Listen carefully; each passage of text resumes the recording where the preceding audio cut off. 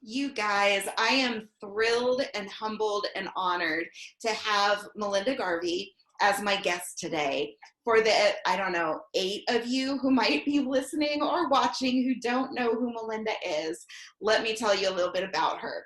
Melinda moved to Austin in 2001, and after just a few short months, she knew that she had a mission to give a voice to the incredible women of Austin. Garvey decided to use her media background to empower, engage, and inspire the women of Austin with the launch of Austin Women Magazine, now in its 19th year. Congratulations. Then in 2016, On the Dot Global, or excuse me, On the Dot was born so that women around the globe could have the same access to role models. And to expand her mission further, in 2019, she developed and launched a software platform to bring employee communities and membership communities together in our ever expanding virtual world with On the Dot Global. In 2020, with the pandemic bearing down and virtual events becoming the norm, she expanded the software capabilities to become the most robust and interactive platform for both virtual events and virtual communities.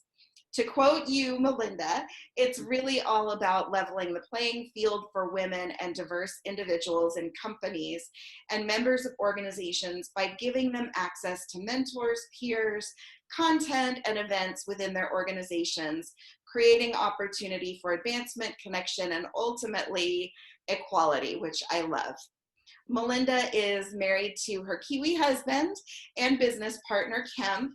They have a 13-year-old son and an incredible tribe of women around her at all times, drinking wine and dreaming up new ways to change the world. And I am dreaming up how to get an invitation to this tribe. It's And always an open invitation. And unfortunately, I'm just thinking when you're saying that, I'm like, oh gosh, I remember those days when we got together and we're drinking and having wine and thinking, haven't had much of that lately. not much. It's all been done via Zoom, I think, or at least largely via Zoom. The world has definitely changed. Lastly, I do want to mention that you recently received the very prestigious Diversity First certification from the National Diversity Council, and you're a frequent speaker on the topics of women's advancement and diversity, equity, and inclusion issues. So tell me what that certification was all about. Let's start there. Well, yeah, it was super interesting. The National Diversity Council actually, has been around.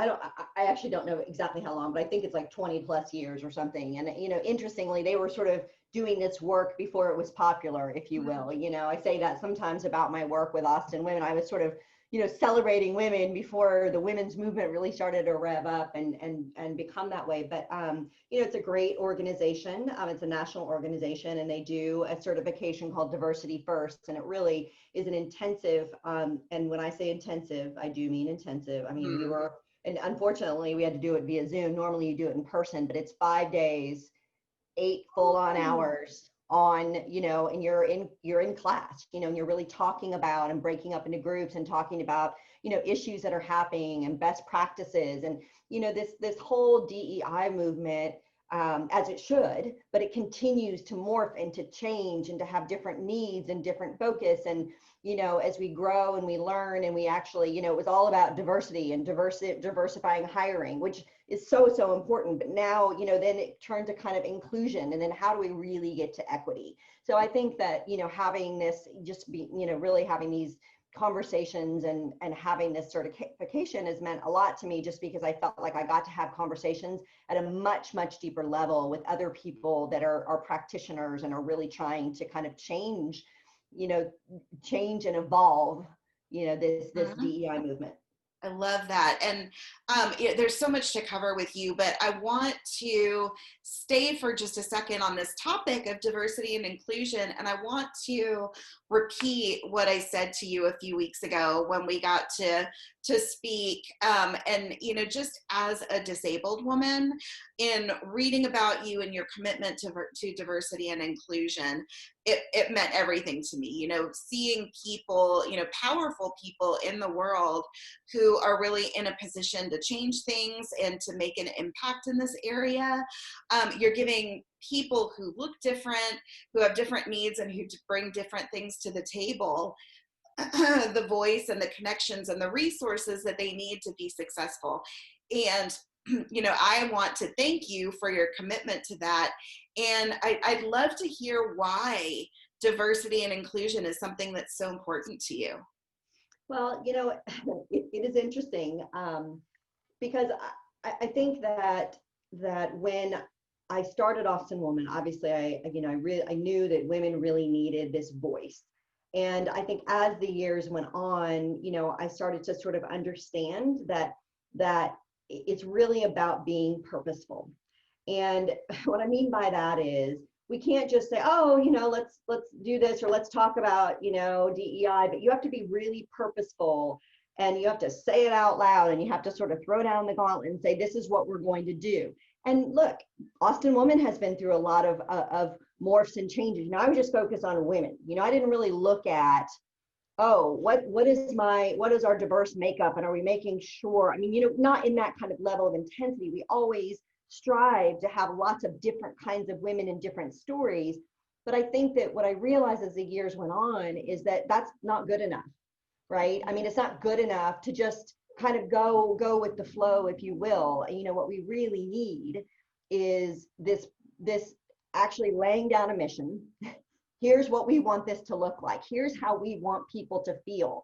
We want every woman in Austin to be able to see herself throughout the pages of the magazine and to feel connected to the magazine.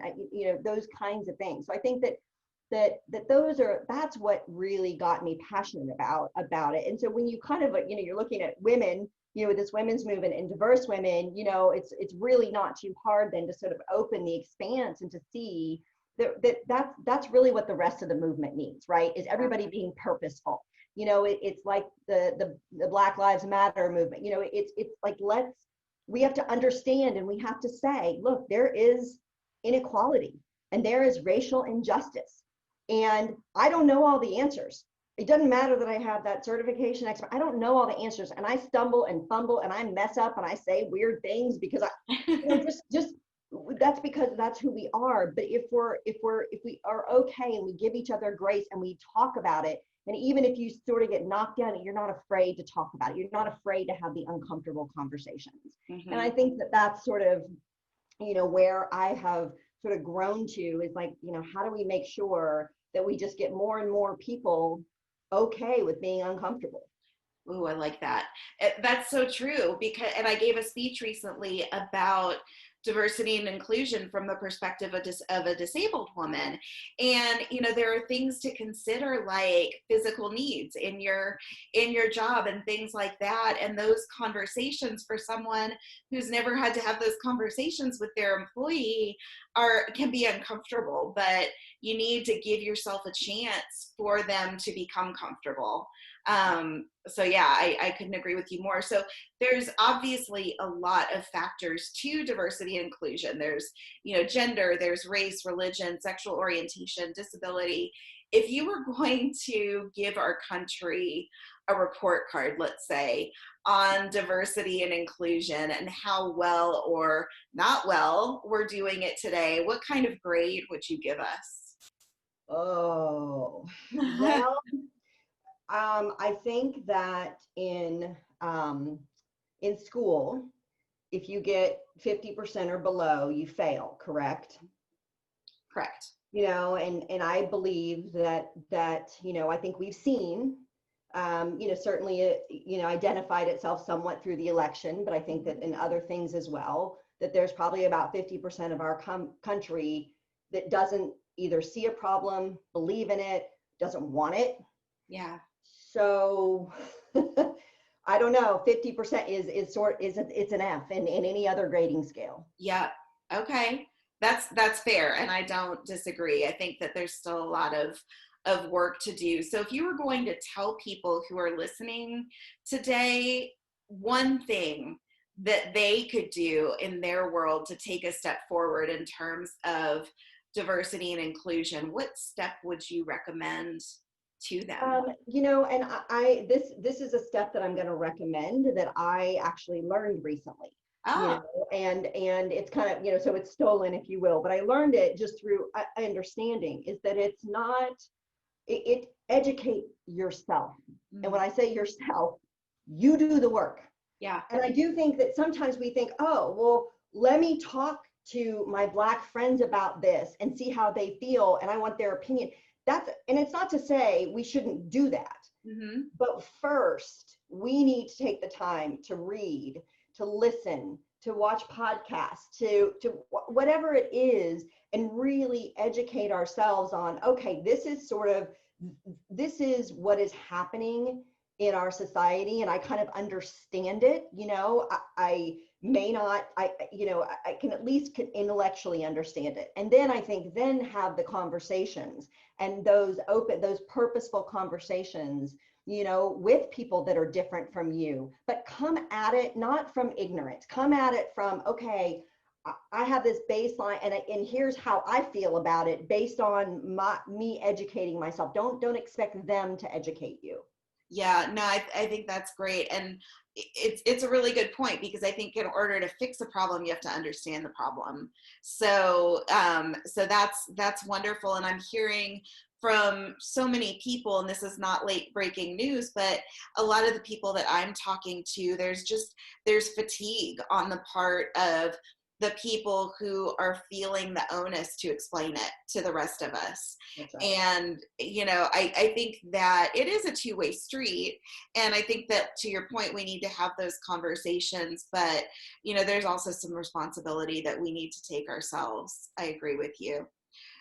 So let's go back to, we could spend, I think, an entire hour on this subject alone, but I want to dig into your career a little bit and how you got to where you are, and the bumps and bruises along the way, and things, because you are such a great role model for women. And so let's go back to the beginning. Can you just walk us through your career progression? I'd love to hear what the path looked like to become the head of this iconic magazine, and now On the Dot. So, well, the interesting thing is that I had sort of that iconic smooth road really for like the first, 10 plus years of my career, where it was just like, I got a good job, this and this, I'm moving up, and had positions sort of beyond my years, and all good, right? So then, and I think that it is interesting because, you think about like, oh gosh, she's so lucky she had this, but I was ill prepared for the bump. Okay. I was ill prepared for the, oh my God. And I didn't know what to do because I hadn't had any of those things to deal with. I hadn't had to do that. I had always had great bosses. I'd already been promoted. I always, it was great. I was like, well, what's the problem here? So, interestingly, what happened is I moved to Austin, and I had a friend living here, and I loved Austin, and I just decided I need to change. I'd been living in Washington, D.C., and I wanted to move here, and I loved it. It was during the first tech boom in Austin, and it was kind of a crazy time. And this is in 2001. And, I got a great job, great on paper. So, probably, for you listeners out there, have you ever had one of those, right? A great job, I'm using air quotes, on paper, but turned out to be literally the most horrific 8 months of my life in terms of a job where it was just the micromanagement. They hired me, to very good salary. I got an apartment. I had all these things, but there was no trust. I was micromanaged. It was just, they didn't want what I had to offer. I'll put it that way. I'd always had a lot of autonomy. And I love the whole corporate thing. I had never, ever, ever thought about starting my own business. I was happy with my little 401k. I'd always moved up, right? I'd had this great, and what I didn't realize then, my dog, sorry. Mine may join him in a minute. Exactly. What I didn't realize then was that, all of this, which that was happening, it really kind of brought me to where I was today. This road to entrepreneurship, I was out one night in Austin with some girlfriends, that I had just made her. I'd only been here about 8 months. And I was out with a few friends and I was lamenting this horrible job. Like, what am I going to do? Oh my gosh. And I started applying to jobs and it was just, blah, blah, blah. And one of my friends looks at me, she goes, hey, I just got back from Des Moines, Iowa. And I was like, are we kidding here? Like my pity party. And we're going to talk about Des Moines, Iowa, of all places. No offense, whoever's from Des Moines. I was like, what? I was like, oh, by all means, tell me about Des Moines, Iowa, with eyes rolled in the back of my head, right? And she said, well, there was this really cool magazine there called Des Moines Woman. And you know what? You have a publishing background. You've done stuff. That's what you should do. No one's talking about women in this town. And you need to do that.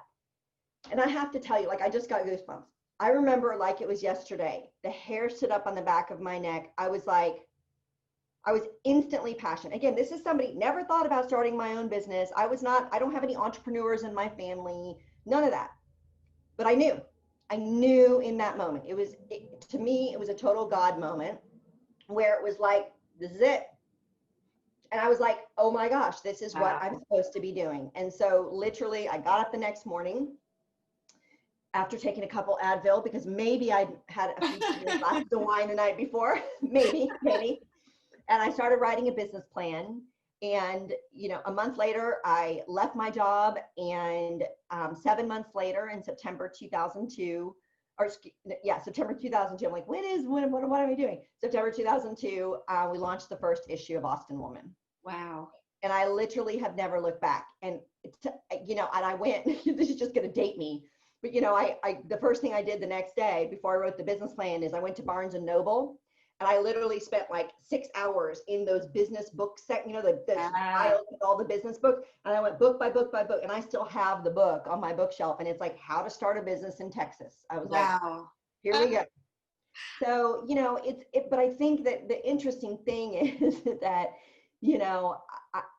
I tell people this only because I think that you need to be open to opportunities. If somebody had asked me if I wanted to be an entrepreneur or start my own business, I'd been like, no and hell no. Like, no, I had no interest. But it just hit me. And some people feel like they're born and bred to be entrepreneurs, and that's all that, I understand that, but people come at it from different ways. Yes. But I do think that, some of this, Camelot, career trajectory just sort of left me like, really, like, I didn't know what to do. I mean, I spent 8 months literally spiraling because I was like, I'd never had any like, what do you mean these people don't like me? What do you mean they don't want my opinion?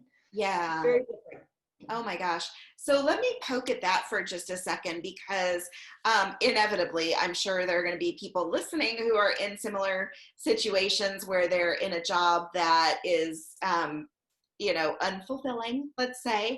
And do you think that, and I know that every situation is different, but in your situation where it sounds like you had sort of toxic management and all of that, do you think in those cases that it was you, or do you think anyone who came into that job would have had the same problem?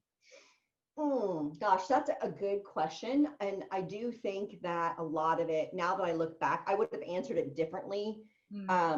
Years ago, I would say, them, they're crazy. They're going to treat and they probably don't treat other people that great. But I think a lot of it was me, because Really? I actually think that what was happening was they were dampening my entrepreneurial spirit.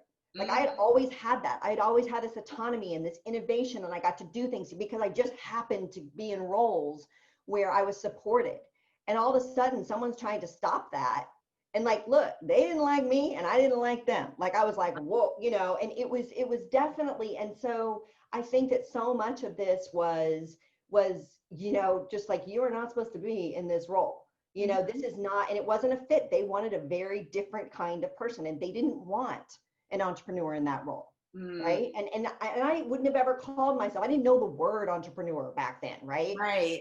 But now I see that, I'm like, oh my gosh, that's what was happening, is that I really was this entrepreneur, and for the first time in my career, which is sort of weird, I just happened to get lucky. I mean, that's honest. I got lucky that I was in other jobs that sort of supported that. And I'm not to say you can't, but for all those years, right? I didn't sort of see, oh, I need to pick a role that where they really allow this, and here's how I need to interview, and here are the types of questions I need to ask for this role. I would have probably better understood that had I been in a few roles like, ooh, this is not a fit and I see why, or this one is a fit and I can understand. I didn't understand that. And I don't know if that makes sense, but that's what I realize now. I was like, oh. Right. Yeah. So, but I think that is, I actually love your answer so much because it's a very evolved answer. And I think that for the people who are listening, who maybe are in that situation, so often, and I've had jobs where it clearly wasn't a fit and I wasn't set up to be successful for one reason or another. And I think so often our predisposition is to look at the people that we're working for or the company that we're working for and try to find blame there when maybe I think that it could be actually really useful to look at yourself and figure out what it is about you and your skills, not in a negative way, but you and your skills and your ambitions and all of that, and figure out maybe where the mismatch is. That's right. Well, and I think that the mismatches and the strife and are every bit as valuable for your learning, right? Yes. And probably, maybe had I had some more bumps, I might have done something different early. I was on my path, but it's interesting how you sort of look at that. And I do feel like, we do have a lot of people who, look, I have employees or whatever, and if it's not a fit, what I always say to everybody is like, first of all, always take the high road. Yes. At the end of the day, because most of the things that happen, there are some things that happen in companies that are just, whatever, but most of the things that happen are because of a mismatch. Right. And it's not necessarily anybody's fault. But I think that if you are the kind of person who can still, work hard and rise above and do the job, all while you're identifying, okay, I'm seeing why this is not a fit. And now next time I need to look for something like this, or I need to identify. If you actually can be introspective, oh my gosh, you would be so far ahead of the game. It would be absolutely incredible. And then you leave that employer, the employer goes, okay, it wasn't a fit, but good person. Yes. I'm still, and I think that that's the other difference, is that so many people leave for no reason. They just ghost, this ghosting thing, which is not my generation. I'm just like, what is even ghosting? Who would do that? So, but they miss the opportunity because they don't see the learning that comes from all this. Definitely. And I love your point about taking the high road also. It brings to mind a friend of my mom's who always, and I hope that she listens to this, but my mom always used this phrase with me, and I've used it with people who have worked for me, and it's advice that I've given out so often, but she used to say, I can outclass anyone. And I always loved that so much because it puts a positive spin on things. And, it's really about taking the high road, and you're responsible at the end of the day for you and your performance and your ability to rise above, rather than, finding the blame that may or may not belong in that space. Right. So yeah, I also thought it was interesting when we spoke the other day. I was asking you questions about, challenges in your career and things like that. And you commented that you really managed somehow to avoid the sort of gender stereotypes and things that can be so prevalent in boys clubs and things like that. And if I'm not mistaken, I think that you're working in a fairly male dominated industry, maybe not with Austin Women magazine, but how do you think you managed to come through that unscathed? Well, it is interesting because I think that early in my career, I just happened to have, I mean, my first boss was a woman and she was fabulous and, promoted me. My second boss was a man and he, same thing, so I think I got good ones, right? In Uh-huh. terms of just letting me do me. Mhm. Again, didn't really consciously understand that was what was happening, but, and so I think that in terms of my industry, I don't, yes, it's male dominated, in terms of like people who own media, but I'm not dealing with those people, right? I mean, I'm dealing with and the great thing is the minute I got into Austin Woman, I was like, oh my gosh, I am home because whatever happened, and look, there have been, people that are just, idiots along the way. And I've had stuff said to me, but, I can't even remember it all, right? I Right, mean, sure. per se, but because I'm surrounded by cool women and positive and that tribe, that concept, like this is, it's real, okay? I mean, women, and it's now proven research. I've known this for years and years and years, but now, the University of Notre Dame has put out a study, and that, that women who surround themselves with a tribe of other women get further. They get into leadership positions. They do better. They're more successful. I mean, it's proven now. And Mhm. so, and I kind of knew that. So really, I guess I just had that buffer, right? So probably had I been isolated, which I think happens to a lot of women in corporate America, right? They're much more isolated. So Uh-huh. when they have those things, especially, the gender, is still, believe me, still very prevalent in corporate America. Mhm. I mean, it's getting better, but I mean, there's still a lot of that. But I think they're so siloed and they're so isolated that and they don't have that tribe that they can't overcome it and they do get held back. And Mhm. so that's, why, again, now let's spin off to why we created the software, Yeah. because it's really about coming in and trying to level that playing field, in a digital, just every people get a scalable way Mhm. where you can find other people like you. So if I'm sitting at my cubicle and I look left and I look right and I don't see anybody that looks like me, Uh-huh.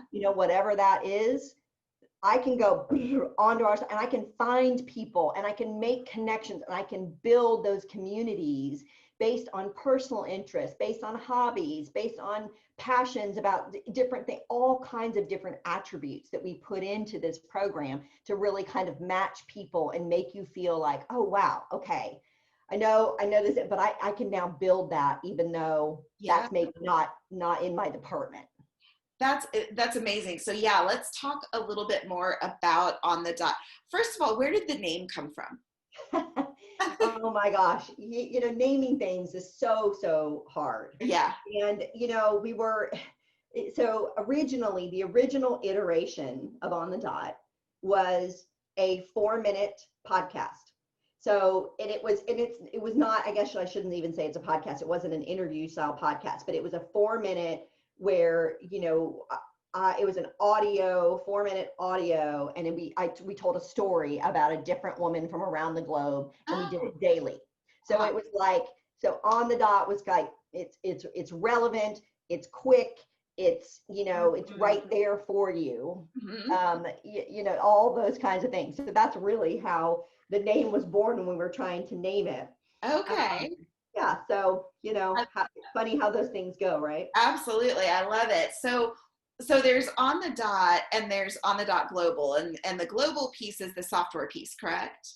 Yes, and really the company, I mean, if you kind of look at, we still do some content. So, I still have the See It to Be It podcast, and we still do some other things with On the Dot, but we are really focusing on our software because it's a startup and it takes a lot. You got to sort of decide where you're going to focus. But I feel like Right.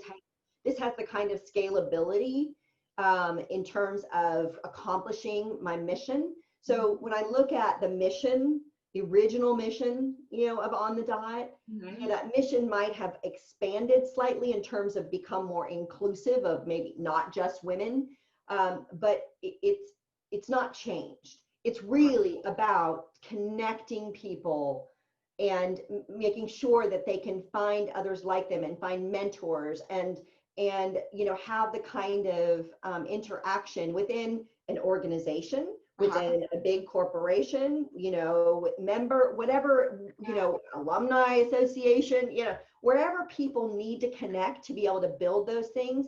But it's really about how do we connect people in such a way, in a meaningful way, that will help them be more successful. Right. Interesting. So who is your end user? Is it software that companies buy for their employees, or is it something that I as a person can go sign up for? Well, this iteration, what we're, working on, it is a B2B platform. So we Uh-huh. go to businesses. So it could be a membership organization. It Mhm. could be a company buying it for the employees. It could be an alumni association. So lots of different types of, we're working with a nonprofit now that's Mhm. connecting, all of the people that within their, organization. So, it really can be, the end user can be a lot. There Right. certainly could be a consumer product, but that's not the iteration that we're kind of, putting out there at this point. Gotcha. Gotcha. What was it like to do all of this in the middle of a pandemic? Well, the interesting thing is, we're, of course, you've got these two companies. So, on one hand, we're scrambling around, working on getting the PPP, and all the paperwork filled out. And then we didn't get it the first round, and we Mm. had to lay off people. And we went through all of that with Austin Woman. Uh-huh. We finally got it and kind of righted things, but just figuring out how we're going to tighten our belt. So I had that going on. And Uh-huh. then on the other side of it, I was actually closing my second raise for On the Dot. And, here we're like nail biter, literally the week of March 20th. So the lockdown starts on what is announced 13th, right? I'm supposed to close. And my biggest investor is like, I don't know, is this really the right time? Wow. And I wrote him this long email, about why this was more timely than ever, et cetera. And he emails back, he's like, all right, we're good. Like that was the Wow. shortest email, and I was like, Oh, so I was really lucky. So the one thing is that, it was, it was a huge gift for On the Dot, because we were really able, we were very well funded, and we were able to really put our heads down and, really perfect, add on the virtual events piece that you mentioned earlier, where, that obviously came so, is so important now to be able to have a robust virtual event. We innovated, we now have on-demand, one-on-one and group video chat. So right from the platform, you can just like click and go into somebody's video chat room. So two people, again, within an wow. organization, or you might be in different parts of the world and you could still just pop on a quick video chat rather than having to set up a Zoom and do all those kinds of things. So Mhm. we really, it really gave us, it was a gift and gave us time to do a lot of discovery and talk to people and what's needed. And of course, things were changing. And what we need now today, and I think going forward, was a little bit different than what we needed before the pandemic, because we didn't realize we needed it. And now so many companies are staying remote. Uh-huh. Well, all of a sudden, the need to have something that's going to bring people together and allow people to make connections is more important than ever. Oh my gosh, Because yeah. how do you build a culture in your workforce? How do you make sure that your employees have the resources they need and the people that they can connect with to be able to move up? Mhm. Organizations, membership organizations, well, you can't have your monthly lunch. What are you doing? Right. You're doing these Zoom events and everybody's getting fatigued, but how are people networking? Because the main reason why you're a member of an organization is not for the monthly speaker. Now, Right. they're great, don't get me wrong, but it's because of the other members. You want to connect and you want Absolutely. to. So that's really what we're doing, is it's really about building community when we're not all together all the time. Wow. Yeah, and I mean, my brain is kind of exploding right now because you're absolutely right. That's the thing that the world needs right now. It's incredible that you had the foresight. I would love to give you credit for seeing it coming and knowing that this was exactly the thing that we were going to need right now. But man, how fantastic. I was looking at it yesterday and I was just blown away by all of the different things, your ability to find mentors and peers, and there's great content there, articles and things like that. There's, things for ERGs, and, it's so robust. Is there anything that immediately comes to mind that you're just the most proud of? Oh, well, yes. I mean, there's lots of things, and now as the software's grown, but my favorite tool of the platform, and it was there from the beginning because I demanded it be there, is our three-way introduction tool. Because I believe there is nothing more powerful than connecting others with your network, right? Yes. And what I always say, and especially to women, because oftentimes I think as women, we've come from a place of scarcity for a long time. Yeah. And rightfully so. Like, I get it. Women feel like, oh gosh, if I introduce Mindy to this person, that might take something away from me because they might not see me, or if we're competing for that. Right. Whereas men, the way the old boys network was built is, oh, hey, wait, let me introduce you to my buddy. I got a buddy for that. Let me introduce you to all constantly, right? Mm-hmm. And so I say to women, look, here's the thing. The person who introduces the most, like makes introductions, is the influencer. That's the winner. Okay? That's the person who's at the top of the heap, who people look at and go, okay, this person's got game. Because they're making this, they're building networks, okay? And it's so powerful for the individuals. And I mean, if women would just, once a week, if every single woman would just introduce someone in your network and say, thoughtfully, right? And say, you know what? I think Mindy needs to know Lisa.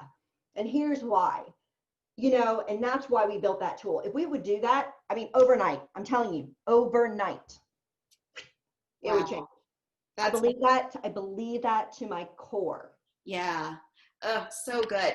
Now, another thing that we talked about the other day, and I want to talk about this because I think fear is something that gets in our way a lot, particularly in, entrepreneurial type situations where somebody has a dream or a vision for something, but they have no idea what they're doing or how to accomplish it. And you didn't come from a software world. And so I would love for you to talk a little bit about how you tackled that and how you got, sort of on the right trajectory in terms of mindset around overcoming your lack of experience in software. Well, it is interesting because I tell this story that just because I want people to really understand the depth of my lack of knowledge of software was, 2 years ago when we sort of had this vision, right? And I'm describing it to somebody, like, this is what I'm going to do. And this is who I want to sell it to. And they're like, oh, so you have a SaaS company. Mm-hmm. And I'm like, yeah, I'm sassy. Yeah. I mean, I literally did not know. And for those of you who don't know, do not be embarrassed. It is software as a service, SaaS. And I didn't know what it meant. I had no idea because I hadn't been in this world. So I think we need a t-shirt that says I'm sassy. Yes, I'm sassy. SaaS. Yes. Right? And so, the interesting thing is, I think that, first of all, I will say that, the first thing I did is this to kind of, I found a developer, and I happen to be completely blessed with Cameron because he's a developer that actually gets me when I say, okay, Cam, I want people to feel like this, or I want this to look like, I just was sort of going with that, the tools, and he was able to build out and the kind of user experience. I mean, he's brilliant. And then the second thing I did was I surrounded myself I hired Leslie Steva, who's also amazing, brilliant, and was in the tech world, worked with software, so understands all that. And so I realized like how amazing it's been because I really have been able to stay within my highest and best use, which is just sort of that visionary and like talking to people about what I want to accomplish and the mission base, which is really where I'm passionate. Mm-hmm. And I'm surrounded by people that are just, as passionate about what we're doing. And I think that's the key is that you've got to find those people. I mean, that's one way to combat it. Yeah. I will tell you that there are times, I mean, Leslie asked me to do some software testing. Okay, shoot me in the face. It's just, it is, you know, and what they do is she writes all these things you're supposed to do in the back end of the software, and you're trying to break it, right? Yes. Because you're trying, and you're doing all, and I'm just like, ooh, I mean, I'm literally twitching, but of course we're a tiny startup. I have to do it. And I'm going, oh my God. And so I kind of got intimidated at first. I was like, I don't know how to do it. Like, I got anxiety when she asked me. I was like, well, I don't even know. And like, I don't even know if I know how to get into the back. Blah, blah, blah, blah, blah.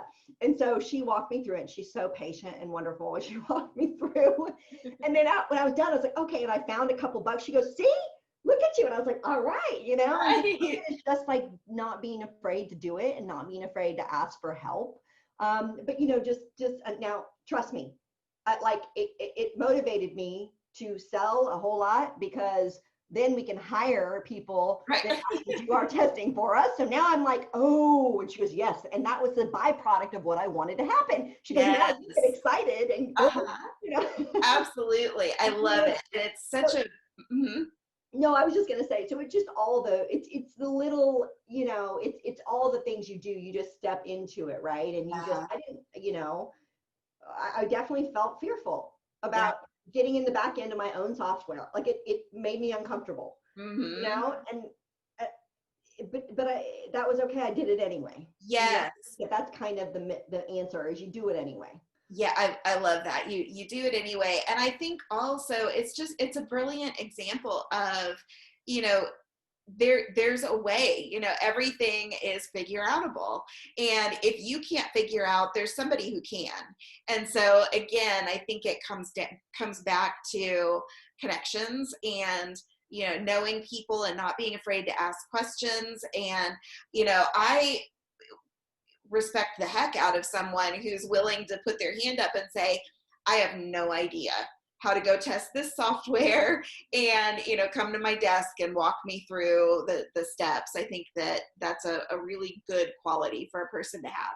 My mom also used to say, it's better to say, I don't know, than to open your mouth and prove it. Yeah. No, very, very true. Yeah. And I was just gonna, you know, offer up sort of one more thing about sort of overcoming, you know, this fear that we feel, because it happens throughout your career. Like, it doesn't matter that we've had Austin Woman 19 years. I can't tell you, I've been scared out of my mind, like, you know, on a weekly basis. Like, things aren't happening. I mean, the pandemic, you know, I mean, just what's happening with media in general. Like it doesn't, you know, it doesn't go away. And I think that is kind of the point. What I used to always think to myself, okay, like in the early days, pretty soon I'm going to be off this roller coaster, right? You know, that I can see that big downward swoop, and then I'm going to be on the upward, you know, then everything's going to be good. You know, and so then I get on that, I go the downward, my stomach would, you know, go up, but then I'd be on the upward climb, and I'd be like, okay, this is good. Now I'm relaxing, whatever. And then all of a sudden I'm at the top again. I'm like, no way. How in the heck did I get at the top of this giant roller coaster again? And I'm about to go down and lose my stomach. And it kept like shocking me. And finally I realized, I was like, oh, I'm never going to get off the roller coaster. Nope. But what I talk to people about is, okay, so to reframing it, like, okay, there are days that I'm on the kiddie coaster, right? The one that just goes, beep, you know, and it kind of tickles your tummy, and you go, okay, you giggle a little bit. You kind of, it's a little scary, but it's like, okay.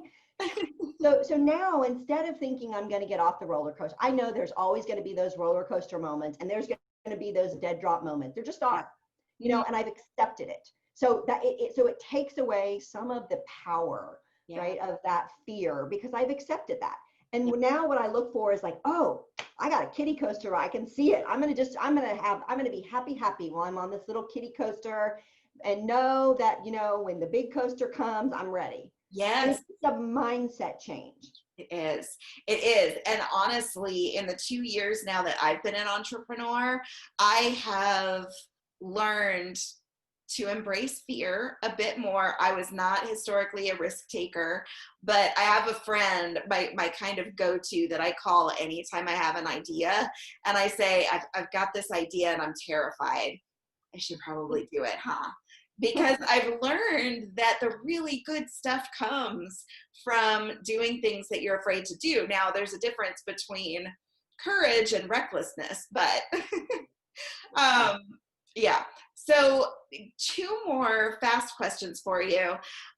What's next for you and your empire? Oh my gosh. We're working on some stuff with Austin Woman, and actually working on making a really key hire that's going to help us kind of expand on our event side. Ah, I think that our events are really meaningful and powerful, and I think we want to expand on that. We feel like that's where our growth is, so we're sort of working on that side there. mhm. And with On the Dot, we're babies, right? I mean, we've got customers now. We're working on implementation, so it's super exciting for us.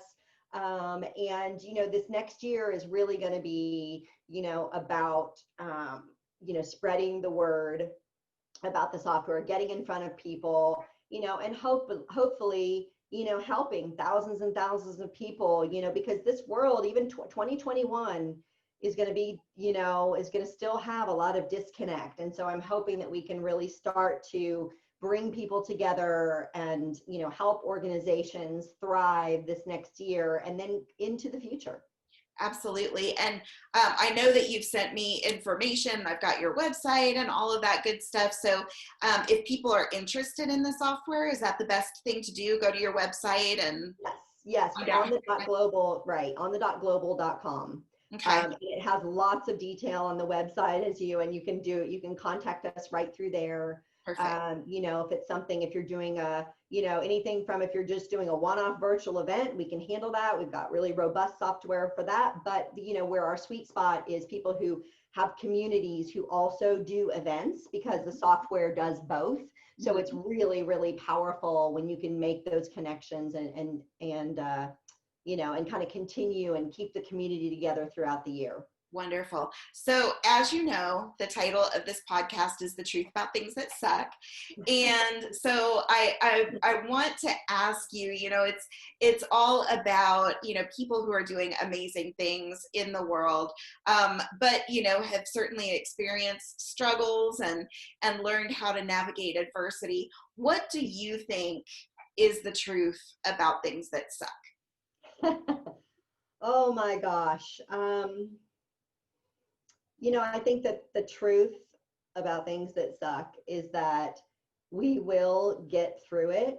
I just read this article this morning about how Generation X, which is my generation, is finally being noticed because we're the only people that were able to really socially distance and keep it under control. Like we're, that generation, because we were sort of used to that, we were latchkey kids and used to that isolation. And, I think that's really, really been hard on people. And, I've seen it, it's been hard on me, and being an extrovert. So I think that, the truth about things that suck is that, it's there, eventually it will end. The thing that sucks will end and there'll be something else that sucks. But, Right. that's just life, that's life, and we learn from all of those things.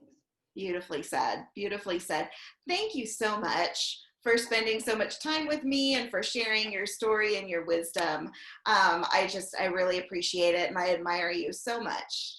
Well, thank you. I really appreciate it, Mindy. And yes, I look forward to what 2021 brings. Hopefully a vaccine for all of us really soon. Yes. Amen. Thank you, Melinda. Thank you.